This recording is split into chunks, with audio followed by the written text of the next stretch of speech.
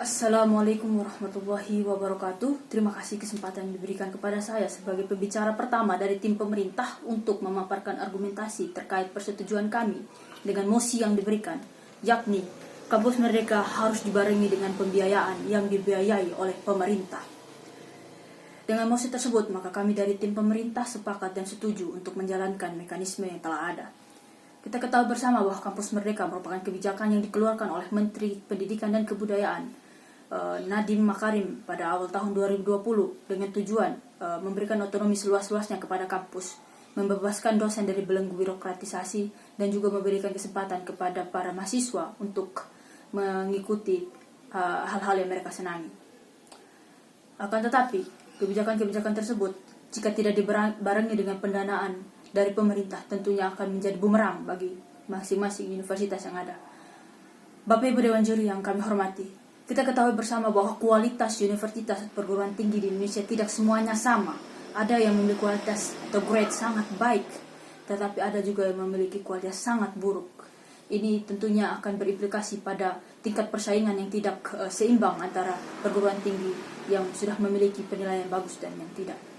Bapak Ibu Dewan Juri yang kami hormati, banyak permasalahan uang kuliah yang membengkak, masalah mahasiswa yang kesulitan untuk membiayai perkuliahannya, juga masalah-masalah di kampus terancam DO dan sebagainya akibat kebijakan-kebijakan kampus tentunya harus diatasi oleh pemerintah, dalam hal ini Kementerian Pendidikan, sebagaimana mereka harus mewujudkan suatu tujuan, yakni mencerdaskan kehidupan bangsa, dan juga sebagai wujud menjalankan hak yang dimiliki oleh warga negara, yakni memiliki akses pendidikan yang layak dengan alokasi anggaran pendidikan sebenarnya telah ditetapkan minimal 20% dari APBN.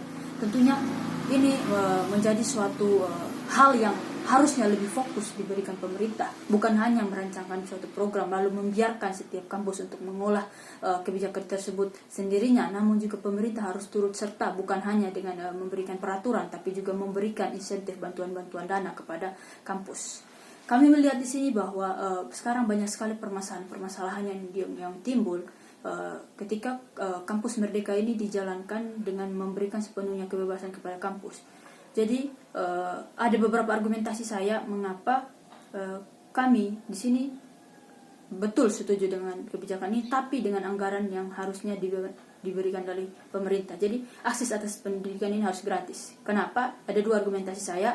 Yang pertama ya, kita kembali kepada arti merdeka. Merdeka artinya bebas dari belenggu, artinya tidak ada lagi masalah kita dalam belajar dalam hal ini. Jadi sebagai mahasiswa kita dapat memperoleh akses pendidikan dengan gratis. Kita dapat belajar dengan fokus terhadap materi pembelajaran tanpa memikirkan bagaimana cara saya bisa melanjutkan perkuliahan saya di semester depan dengan rigikan ekonomi mencekik, di mana sekarang situasi pandemi pula, yakni orang tua terancam PHK, kita sendiri harus berkuliah dengan uang kuliah yang cukup mahal. Tentunya ini menjadi permasalahan yang harus dipecahkan segera oleh pemerintah. Jadi arti kata merdeka harusnya juga dibarengi dengan merdeka dari suatu pendanaan atau pembiayaan. Dan Bapak Ibu Dewan Juri kami hormati, kedua ialah kita kembali kepada kebijakan Kampus Merdeka. Ada 4 hal di sini berkaitan dengan akreditasi kampus, berkaitan dengan bagaimana 40 SKS di luar kampus, 20 SKS di luar prodi yang ia tempuh. Juga ada suatu kewajiban untuk bermitra dengan perusahaan-perusahaan. Kami melihat di sini bahwa hal-hal tersebut tentunya possible atau mungkin dilakukan oleh universitas yang sudah memiliki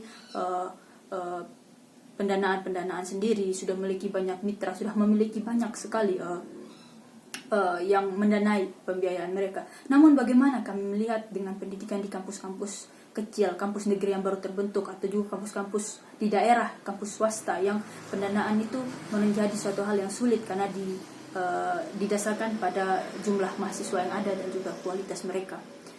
Disinilah menjadi tantangan bagi setiap universitas itu agar mampu menjalankan apa yang disampaikan oleh kementerian, yakni bermitra dengan perguruan atau universitas lain yang lebih global dan juga perusahaan-perusahaan tertentu. Kami melihat bahwa ada ketimpangan di sini jika hal tersebut dijalankan tanpa ada alokasi anggaran, karena tentunya yang kampus-kampus kecil akan sulit untuk memacu dirinya karena keterbatasan dana, sedangkan kampus besar ya dengan leluasa akan memiliki semangat untuk terus membuka prodi baru dan hal-hal lain. Karena itulah Bapak Ibu Dewan Juri, pada kesempatan ini kami kembali meminta pada kita semua untuk kembali peduli bahwa hal yang harus diutamakan ialah bagaimana peningkatan kualitas disertai juga dengan pemberian bantuan agar setiap kampus yang ada di Indonesia memiliki akses yang sama. Demikian dapat saya sampaikan. Wassalamualaikum warahmatullahi wabarakatuh.